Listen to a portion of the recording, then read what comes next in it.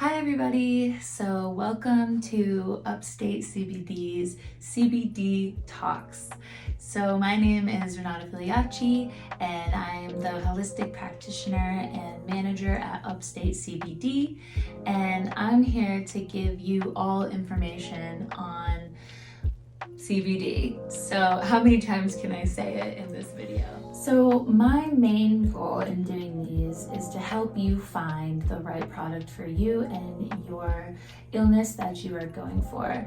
So CBD has a multitude of benefits and therapeutic effects, and on this talk, I'm going to be discussing CBD for anxiety, stress, and anxiety-caused disorders. So the concept of using plants as a medicine is definitely a growing phenomenon within the Western culture. So, that is primarily, I like to say, the United States. The use of cannabis is becoming a widespread knowledge throughout, and its many, many benefits. So CBD has a variety of therapeutic applications for overall wellness. Unlike THC, CBD doesn't cause the feelings of being high that you may associate with cannabis, and which the pharmacological profile of CBD is very different than THC. So that is why it is being primarily used for medicinal purposes rather than recreational purposes. So our bodies create a cannabinoid called anandamide. This is a fatty acid neurotransmitter. It comes on demand to be used when needed to maintain homeostasis. So homeostasis is the balance throughout our body within all physiological systems. So that includes the central and peripheral, the digestive, the urinary tract, etc. and so forth. So it is a naturally occurring essential fatty acid present in some foods as well as the mammalian brain. So our brain, mammals' brains, dogs, pets, etc., where it acts as a messenger molecule and plays a role in pain, depression, appetite, memory, and fertility. So cannabis increases anandamide levels alongside peripheral, which is in certain foods like apples, blackberries, and chocolate, and this interacts with the CB receptors throughout the body. So the CB1 and the CB2 receptors that are located all throughout. So in the central and peripheral nervous system, the immune system. Anandamide is profoundly connected to how our mood fluctuates, which is why CBD and cannabis can be used to help with mental health, like anxiety, which has the highest lifetime prevalence of any mental illness worldwide, leading to, high societal costs and economic burdens within yourself. So going into this a little bit more, I like to find some studies that help kind of place how this is beneficial and how we can use it. So a recent assessment gathered 5 healthy individuals, 3 males and 2 females, and administered cannabis sativa through inhalation during 3 sessions.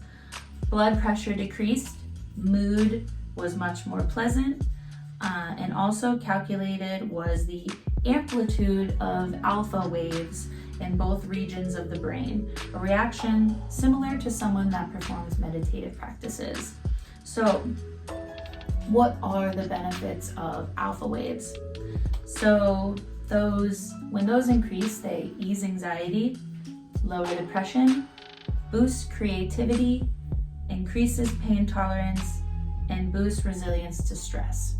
So CBD provides an amplitude of alpha waves in both brain regions, which could change the chemical makeup of a lot of neurological disorders, such as addiction, bipolar disorder, psychosis, anxiety, and depression.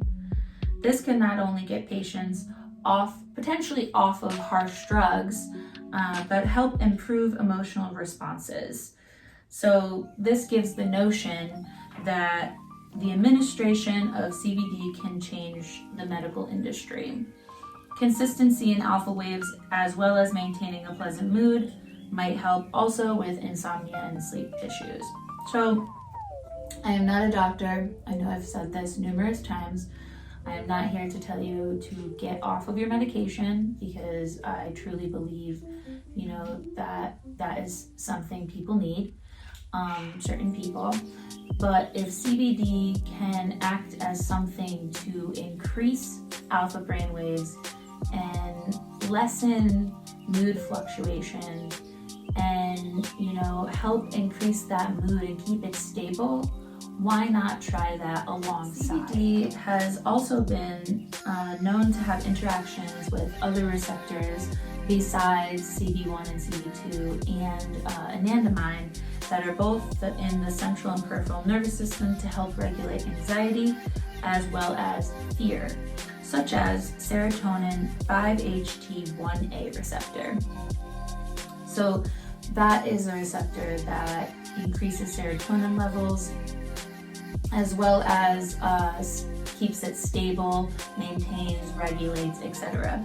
So in recent studies, researchers have been noticing the acute anti-anxiety effects of CBD at low and intermediate dosages that are thought to involve 5-HT1A, the serotonin receptor, activation and restoration. So activation means you're activating it to increase, and restoration means you're helping restore what could have been damaged in the past, as well as bring it up to a stable consistency, consistent levels throughout the brain. So a reduction and or irregularity in the activation of 5-HT neurons has been linked to the emergence of mood and anxiety disorders. And if CBD can increase and activate serotonin receptors, it could be something to use for anxiety disorders. So within my own experience, I started using CBD, about actually like 3 or 4 years ago now. I was going through a really, really depressed, anxious time in my life, considering circumstances that were not in my favor. And I turned to CBD, not THC, CBD, and it really helped. It helped regulate my sleep patterns. It helped with my anxious feelings, as well as my depression that I was going through. Now, I'm not saying everybody jump on the CBD boat and your depression is cured. I'm saying that this can really be beneficial in keeping moods stabilized and just basically bringing on a better quality of life between all of us. And I'm really somebody that likes to think of positivity, and this has really increased my positive thoughts, decreased really all the lots of negative thoughts that I was having. And granted, I do not have any major depressive disorder or anxiety to the extent being caused from a severe mental illness, but as somebody that was suffering, it really changed my life. So I hope this could potentially change yours. So some products that you could try are some CBD oil in the morning time. This is great because it's high in fatty acids, which will increase anandamide, but also give you that boost in the morning time. I'd like to start with 10 to 15 milligrams and go from there.